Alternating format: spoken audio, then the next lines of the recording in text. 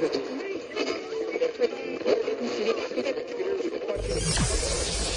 ready for unique, rare, and little-known treasures from the golden age of radio. You're listening to The Amazing World of Radio with Adam Graham. Welcome to The Amazing World of Radio. From Boise, Idaho, this is your host, Adam Graham. If you have a comment, email it to me, box13@greatdetectives.net. This program is brought to you through the support of our listeners who are Patreon supporters, and you can become one and help choose our summer program at patreon.greatdetectives.net. Now it's time for today's episode of Les Miserables. The original air date on this one, July the 30th of 1937, and this is the episode, Javert. So long as these problems are not solved, so long as ignorance and poverty remain on earth, these words cannot be useless. These words open the second of 7 broadcasts based on Victor Hugo's unforgettable work, Les Miserables. WOR and the Mutual Network present Orson Welles, distinguished young author, actor, and director, in an adaptation of this novel which he has made especially for radio. Mr. Welles plays the role of Val Jean, and he is also heard reading from the book itself as he binds together the dramatic action. Each broadcast unfolds a moving chapter in the progress of Val Jean. Last week we pictured the meeting of Val Jean with the bishop and the regeneration of his tormented soul.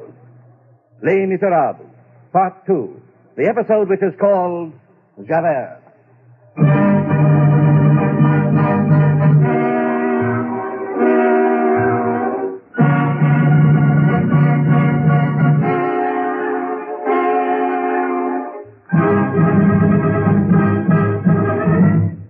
(1817). Napoleon was at St. Helena. A thing which smoked and clacked on the Seine went and came beneath the windows of the Tuileries. It was a sort of toy called the steamboat. 1817. It was in this year that 4 young gentlemen of Paris played a joke on their sweethearts. One of these young gentlemen was Felix Ptolemy, and his sweetheart was Fantine.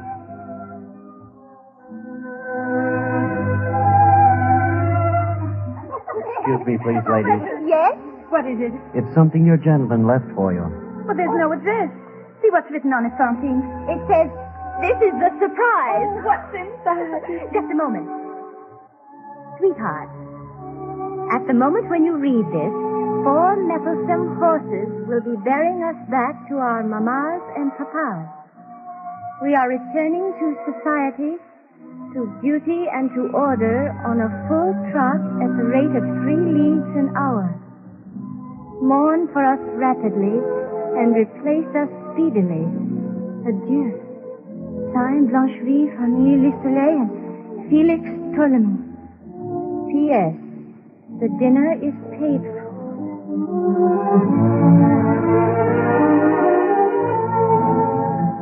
It was a good joke. The girls laughed. Fantine laughed like the rest. But later she wept bitterly. For Ptolemy was her first love, and the poor girl had a child. This, it will be remembered, was in 1817. At 22 years of age, on a fine spring morning, Fantine left Paris, her child in her arms. She went back to Montreux, where she was born, and she found the little city greatly changed. An unknown man, a stranger, had conceived the idea of substituting gumlac for resin in the manufacture of synthetic jets. This very slight change worked an industrial revolution. In less than 3 years, the inventor of this process had made a fortune for himself and for the whole region. He had built a great factory in which there were 2 workshops, one for men and the other for women. Yes, what is it? Are there jobs open in the workshop? There are always jobs here. Have you a husband? No, monsieur. Any dependents? No. Name? Mademoiselle Fantine. You will commence today. Monsieur Madeleine, the owner, requests only that you be willing and of good morals. Oh, yes, monsieur. I'll assign you to your place. Come with me. So Fantine went to work in the jet factory and kept a secret. For as long as she stayed there, they must never find out about her child. She had left this child in the care of a couple she met on the road to Paris. They were innkeepers, and they were called the Thénardiers. She paid them 57 francs, all that she had, and she trusted them. A letter for you, mademoiselle. Thank you. My dear madame, your little Cosette has outworn her wardrobe. It will be impossible for us to keep Cosette with us any longer for less than 12 francs per week, payable in advance. Sincerely, Thénardier. They had pawned the child's wardrobe. Who were these Thénardiers? The woman was a brute, and the man was a blackguard. But Fantine knew nothing of this, and she sent them the money. The child's clothes being gone, they dressed her in rags.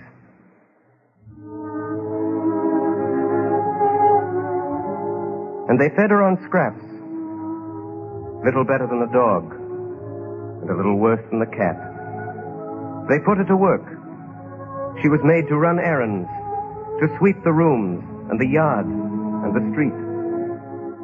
In the village, they called this little child the Lark.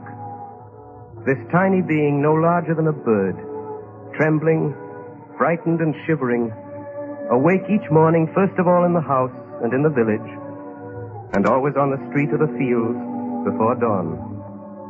But the poor Lark never sang.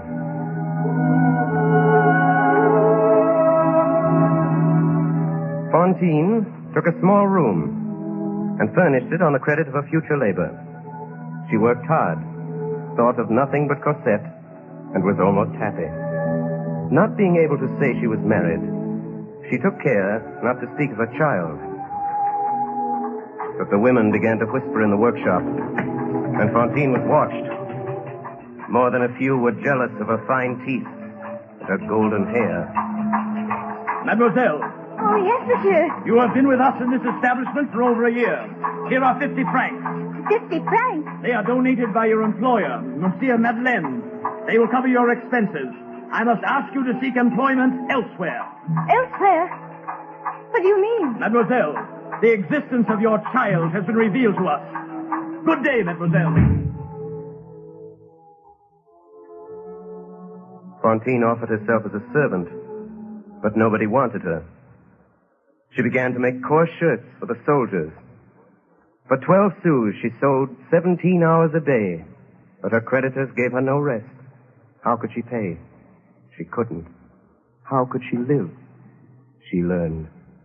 She learned from an old woman who sewed with her, named Marguerite. We who have grown old in privation can extract much from a sou. 15 francs, Marguerite. Think of it. The Thénardiers wrote me. They want 3 more francs a week, and you know what I earn. You'll learn. But you can't live on 6 sous a day. No, my girl. But you can starve on it. It's a science. Summer passed away, and winter returned. Short days and less work. In winter there is no heat, no light, no moon. Evening touches morning. The whole day is a cave, and the sun is a pauper. Madame Fantine, Cosette is sick of an epidemic disease, a military fever. She must have medicine, and drugs are dear. Unless you send us 40 francs within a week, the little one will die. Sincerely, Thénardier.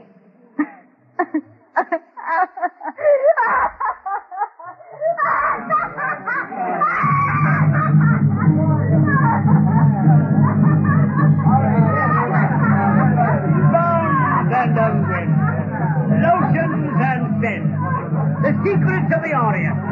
Ladies and gentlemen, I offer during my brief day in this beautiful city. The seven wonders of the world. No wheel is so great, but I own its remedy. Heartaches and toothaches. The elixir of life, the powder of love, the pill against pain. If your teeth hurt you, I will pull them out. Would you look beautiful, I will put them in. I have whole sets of teeth complete for your pleasure. Pearly teeth. Teeth for any mouth. Ah, you there. You girl who is laughing there. You have pretty teeth. Tell me your two incisors, and I'll give you a gold Napoleon for each of them. What's that? What are incisors? Incisors, young lady, are the front teeth in the head. The two pretty upper ones. Oh. Consider my beauty. 2 gold Napoleons, 40 francs. How much good will they do you? If you've got the courage for it, come this evening to the inn, and you will find me there. Oh, no. Hold on, don't run away. Hold on. Come back.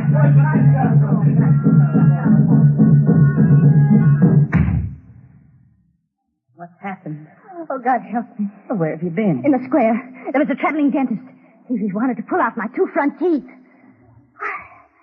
I should be hideous. I'd rather throw myself from the 5th story head first to the pavement.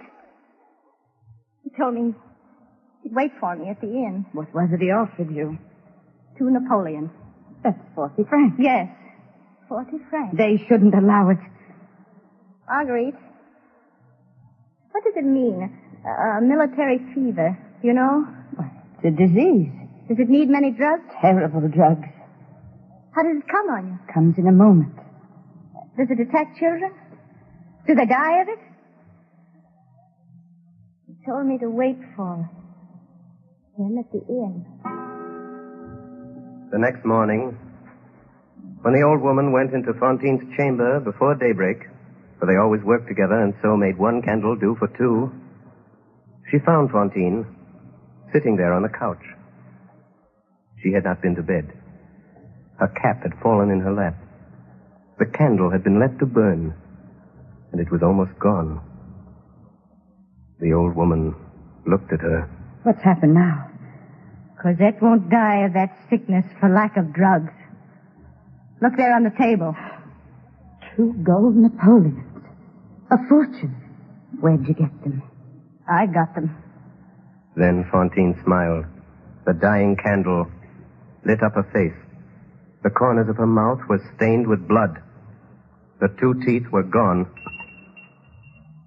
Madame Fantine, send us 100 francs, or we will put out your child on the highway. 100 francs. Oh, what can I sell for 100 francs? Come. I shall sell what is left.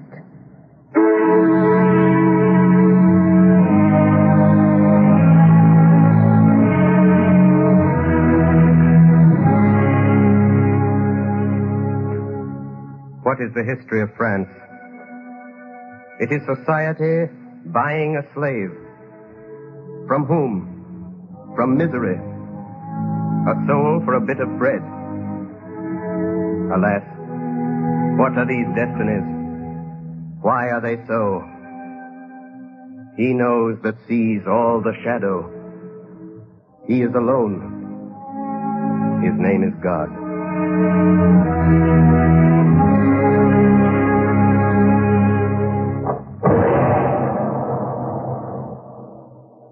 Monsieur Madeleine was well loved in the village. But sometimes, when he passed along the street, calm, affectionate, followed by the benedictions of all, it happened that a tall man, wearing a flat hat and an iron gray coat, and armed with a stout cane, would turn round abruptly and follow him with his eyes until he disappeared. This man was one of the police. His name was Javert. The peasants of Asturias believe that in every litter of wolves there is one dog which is killed by the mother, lest on growing it should devour the others. Give a human face to this dog son of a wolf, and you will have Javert. This man laughed rarely and terribly, and around his nose There was a wrinkle as broad and wild as the muzzle of a fallow deer. Javert with an eye, always fixed upon Madeleine.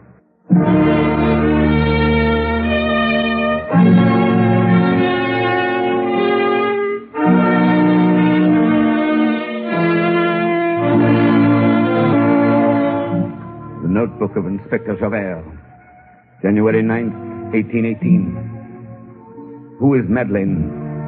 No one knows. Who are his family? What is his history? Where does he come from? No one knows. He is popular for his deeds of charity, which are done secretly as though they were bad deeds. He's been offered the Legion of Honor. He's refused it. Who is that man? I cannot be sure of what I guess. But I know well I have seen him before.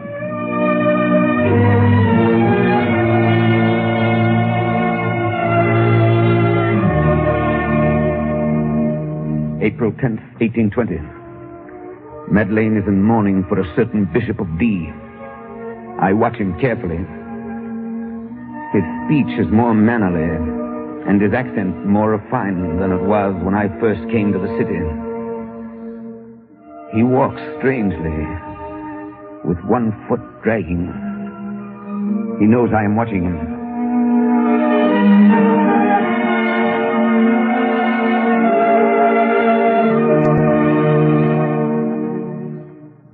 August 17th, 1822. The king has appointed Monsieur Madeleine the mayor of this city. Consider, the man came here with only a few hundred francs. He is now a millionaire. This is a sudden rise. I have now learned the circumstances of his arrival into this place. He came here a common laborer, stick in hand and sack on his back one evening in the autumn of 1815. That night, October 23rd, there was a fire in the townhouse, and this man leapt into the flames and saved from burning 2 children of the captain of police. As far as can be ascertained in the excitement and gratitude of the occasion, no one thought to ask him for his passport. There is certainly no record. He announced himself Madeleine, and so he has remained. I have made inquiries in Paris, and there are interesting circumstances relative to October 1815. Madeleine is now my immediate superior. Police routine brings me into contact with this man. He's well loved, but I am not deluded. I am still vigilant. I know that face. That year, there occurred 2 events on the streets of Montreuil, which, while insignificant in themselves, made a profound impression on the mind of Inspector Javert. The first was a common street accident. Help! Help! What's the matter? What happened here? Inspector, can't we do something? Somebody move this! Don't you, before it's too late! One moment, monsieur! How did it happen? The old man, the horse slipped, the car turned over on him. He's sitting under the wheel. It's crashing his ribs. Get a jack! Has anybody a jack? God help me! God help me! Get a jack! They're gone for one. That wagon is sinking lower every minute. It can't be helped, sir. The wheel is killing me! Citizens! Listen to me. There is one chance. There's just room enough for one man to crawl in under that wagon. In half a minute, it'll be too late. Oh! Citizens, there is no time to lose. What can you do? What can you do, Inspector? If a man can get under that wheel, there may be hope for you. If a man can get under that wheel and lift it with his back, we may save you. Is there a man who can do it? Who has faith and courage? 5 louis d'or for the man who will try it. 10 louis d'or. 10 louis d'or. He must be a terrible man who can raise a wagon like that on his back. My ribs are breaking a jack. Anything. Oh. Let me by! Let me by! Let me by, citizens. Oh, don't do it. Come back! You'll be killed! Stop him, somebody! Stop him! Monsieur, it is too late. Let me by, Inspector. As you wish, monsieur. No, go away. Don't come under here. It's too late. He's under the car! Go away. Get out while you can. It's sinking. Get out. It's sinking. He's caught there himself. They'll both be killed. Push! Push!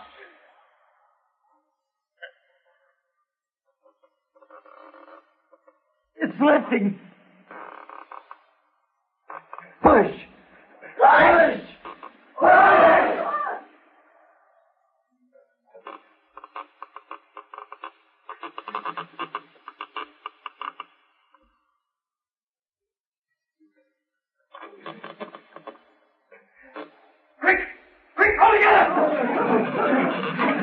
It's moving! You're God, monsieur. That's what you are, God! Monsieur, you are a brave man. Thank you, Inspector. In all my life, I have known only one man capable of doing what I have just seen you do. He was a convict in the galleys at Toulon. Good day, Inspector. Good day, Monsieur Madeleine. That was the first incident. The second to impress Inspector Javert of the police took place on an evening in January, 5 months later. It was snowing. A woman, a rueful, bedizened spectre, her shoulders bare in a gaudy ballroom dress, stood waiting in the street before the door of the officer's cafe. A well-dressed idler was amusing himself tormenting this woman. Well, aren't you the ugly one? Oh, smoking tonight. All right, your haughtiness. Turn your back on me. You'll pay for it. Little snow will be good medicine. Down your shoulder blades like this.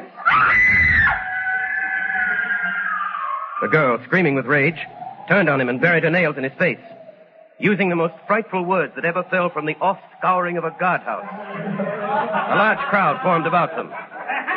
The man, hatless, defending himself. The woman, kicking and striking, shrieking, toothless, and without hair, livid with anger and hideous. Suddenly, a tall man advanced quickly from the crowd and seized her by her muddy satin waist. Their tormentor stole away. The woman turned pale with horror. She recognized Javert. Stop. Go home, all of you. It is not permitted that crowds form on the streets. Gentlemen, disperse. Young woman, I must take you to prison. Come with me. To prison? To prison? Oh, no, monsieur. What is your name? Fantine. I have a good memory. This time it's 6 months. 6 months? 6 months in prison? Oh, no. No, I must earn money. I still owe 100 francs to the Thénardier. I must ask you not to cause a disturbance. Oh, Monsieur Javert, please. I swear to you by the good God, I was not in the wrong. Have they the right to throw snow down our backs? He said you're ugly. You've no teeth. I know I've no teeth, but I didn't do anything. No? What of his hat in the snow? Well, I did wrong to spoil his hat, but you can't imprison me for that. I must pay 100 francs or they'll turn out my Cosette. She's such a little one. They would put out in the highway in the very heart of winter. If she were older, she could earn a living, but she's not yet sick. Come along. I've heard your story. You have 6 months. Oh, mercy, no! Up, you fool! Do I have to drag you? One moment, if you please. Let me help you. Citizen, I warn you, don't obstruct the course of justice. There, mademoiselle. You'll be all right. This is insolent. Who are you? My name is Madeleine. The mayor. Your pardon, monsieur. I didn't recognize you in the shadow. The mayor? Madeleine? Is this the famous Madeleine? Take care, woman. Monsieur Javert. Think of it. He's the cause of it all. He turned me away from his factory on account of some stories they told about me in the workshop. Stories about me, lies. You see how it happened? He did this to me. I'm sorry, monsieur. This will add to her sentence. That's all right, Inspector. Set the woman at liberty. What did you say, monsieur? Set the woman at liberty. At liberty? What? You mean I can go? I'm free? I don't understand. Who said that? It wasn't the mayor. It couldn't be. Was it you, Monsieur Javert? You forgiven me? I did stamp on the gentleman's hat, but he spoiled my whole dress in the snow. We women, we have only one dress for the evening. Mademoiselle, how much did you say that you owed? I said nothing to you. You came here to scare me. I'm not scared of you. I'm scared of Javert. Only tonight it hurt me. I'm not very well. I cough. There's something in my chest that burns. Here, stop. Here, give me your hand. Now, don't be afraid to feel how hot it is. Let's go, woman. You're drunk. Officers! The inspector says you must release me. I'm going. Sergeant, detain this woman. Who told you to let her go? I did, Inspector. Your Honor, that cannot be done. And why not? This woman has insulted a citizen. I have learned the circumstances. It was the citizen who did wrong. She has also insulted the mayor. I can do what I please about that. Your pardon, monsieur, but you cannot. The insult does not rest with you. It rests with justice. Inspector, the highest justice is conscience. I have heard this woman. Content yourself with obeying. I obey my duty, monsieur. I am sorry to resist the matter you speak of belongs to the municipal police. But, monsieur... I refer you to Article 81 of the law of December 19th, 1799, on the subject of legal imprisonment. You're well acquainted with the criminal code, monsieur, but if you will permit... You may go, Inspector. However, monsieur... You may go, Inspector. Yes, monsieur. Sergeant. Come, mademoiselle. It is cold. I don't understand. Monsieur Javert has gone. Yes. Yes, he's gone. Don't be frightened. I'm sorry. I didn't know all your story. I never knew you'd left my workshop. I'll make it up to you now. Make it up to me? Yes, Fantine. And don't cry. I'll take care of your debts. My daughter. My Cosette. You shall go to her, and she shall come to live with you. You mean that, Monsieur Madeleine? You swear it? On my word of honor. Oh, Monsieur. I am not a bad woman. Listen to me, Fantine. If all you say is true, and I do not doubt it, you have never ceased to be virtuous and holy. That same night, Javert wrote a letter to the Prefect of Police, Paris. Monsieur, I wish to report that a certain face has always been familiar to me. Tonight, I placed it. I have further conclusive evidence. Monsieur Madeleine, the mayor of Montreuil, is wanted by the police for robbery. He is a second offender, being an ex-convict. He is the old galley slave, Val Jean. Signed by the Inspector of Police, Javert.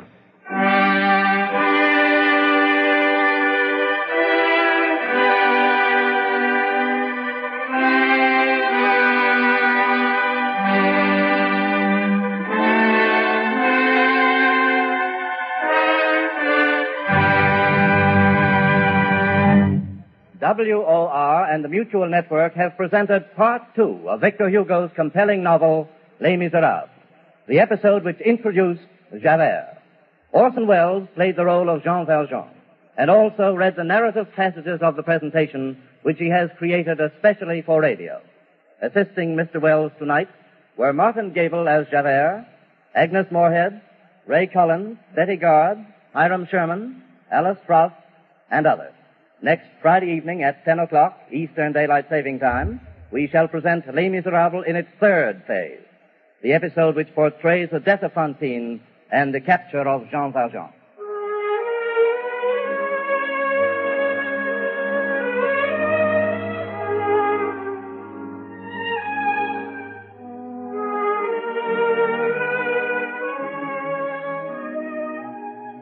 This is the coast-to-coast network of the Mutual Broadcasting System.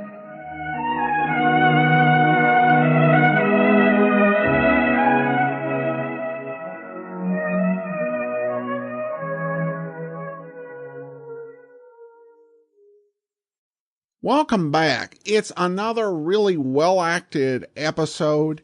This is a very sad and challenging story. I think Agnes Moorehead was really superb in this, as was Martin Gables. Overall, it's a powerful story, and I like the ending too, because it really does leave the listeners in a bit of a sense of suspense. So, all right, well, we will be back next week with Part 3. If you do have a comment, send it to me, box13@greatdetectives.net. And remember, you can become one of our Patreon supporters at patreon.greatdetectives.net. From Boise, Idaho, this is your host, Adam Graham, signing off.